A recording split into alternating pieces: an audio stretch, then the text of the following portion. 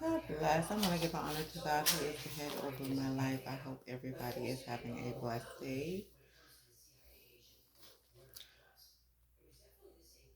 I'm reading Corinthians chapter 7, verses 1 through 4. Um, the subject is joyful in tribulation. Verse 1, having therefore these promises, dearly beloved, let us cleanse ourselves from all of filthiness of the flesh and spirit, perfecting holiness in the fear of God. Okay. So, having therefore the promises of God, okay,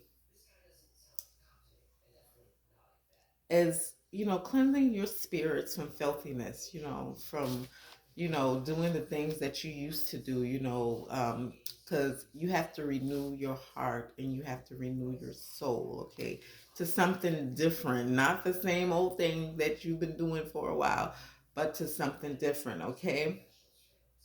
Because we're no longer walking in the flesh, okay? We want to walk in the spirit and not in the flesh, okay? Perfecting holiness and fear of God, okay? When you fear God, then you do the things that are pertaining to God because that's how much you fear your Father, okay? Nobody else has to understand it, but that's who you fear. Because when you look at the outcome and what God had already overcame for you, you fear him because you know how miraculous and how, you know, he can make your hardest battles one of the easiest battles because, when you start changing your life around, okay, whether he tells you, okay, these are the people that I'm gonna need you to separate from. I don't care if they are family members, okay, and they have been working against you. If God tells you to separate yourself from them, this is the person I'm removing because you couldn't see what they were doing, but I'm showing you through a vision what they did, and now I need you to go ahead and you need to separate yourself, okay? And that's how God works. God doesn't work by you backbiting or saying anything, okay? God is doing the job for you already, okay? All you have to do is listen to what he is telling you, okay? You don't have to, get mad, seek revenge, or anything like that, okay? Because God is showing you everything, okay? And what you're doing is you are praying. You are praying for people. You are praying for your enemies.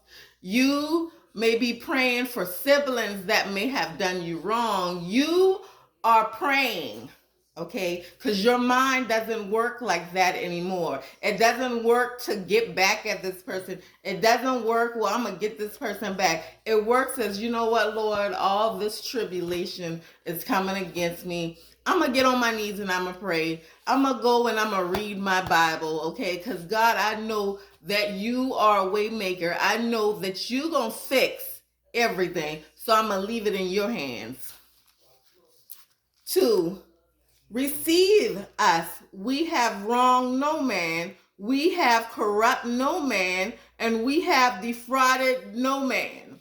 No matter what anybody has done to a person, if you looking to say, okay, I'm gonna get back at this person because this is what this person did to me, okay, then you haven't changed. And what is it really gonna do to do the same thing that the person did to you? You know what I'm saying?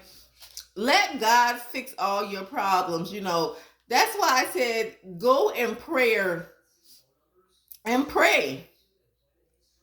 go in prayer and pray, and God will fix all your problems, okay? But, I don't get mad with people when, or, you could say siblings, or you could say somebody on your job, or whatever, you know what I'm saying?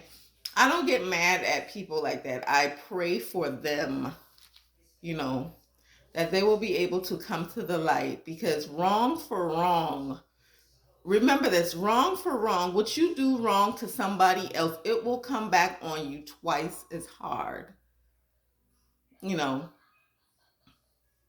and a lot of people are like, well, why you didn't do it? I'm not doing anything about it because I'm gonna pray about it. And whatever God wrath is for you, that's what God wrath is for you. But I'm gonna pray, So never do wrong for wrong, God, sits high, but he looks low. He sees everything. So always remember that.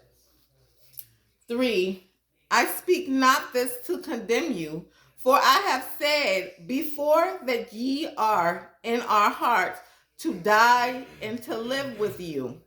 Okay, so in this, God has said, I speak not this to condemn you, for I said before that ye are in our hearts to die and to live with you. Okay, so God said, I'm not doing this to condemn you. Okay, I'm just doing this,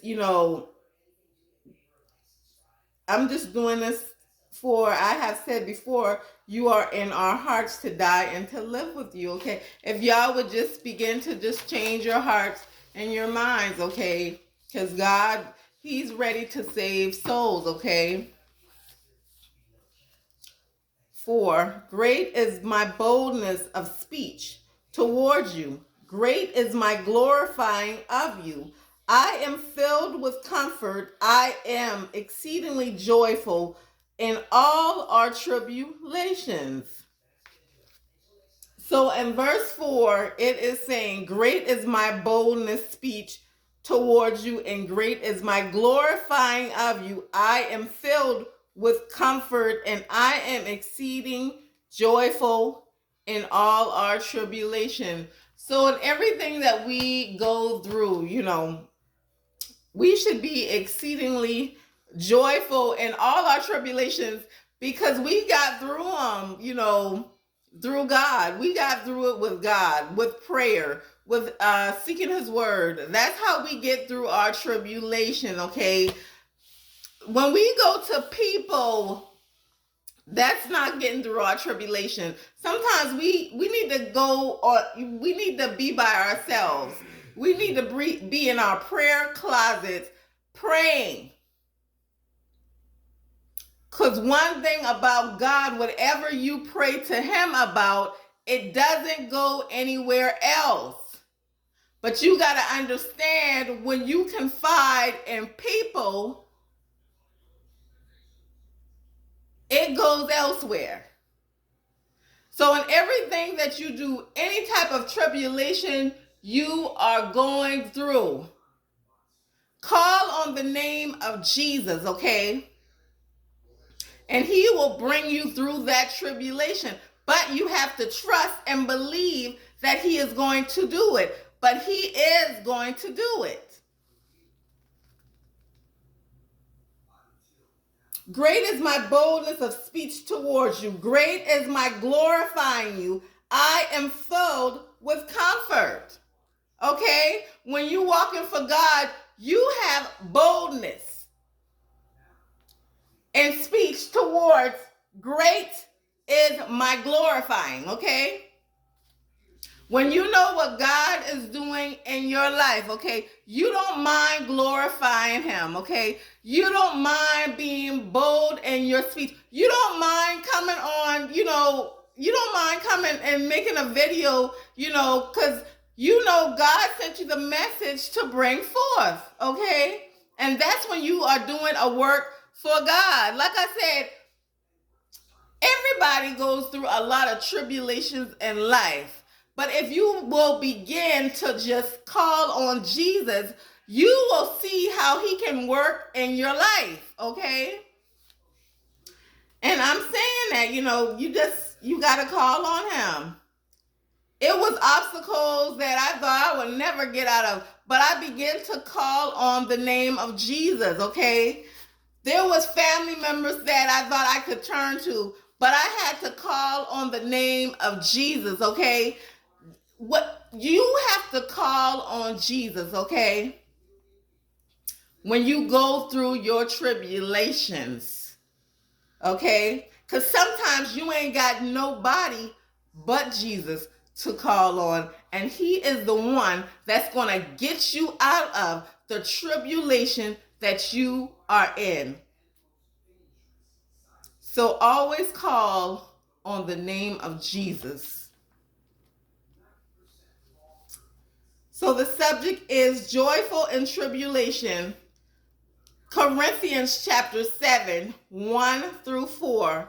I hope everybody is having a blessed Saturday, and y'all enjoy the rest of y'all day.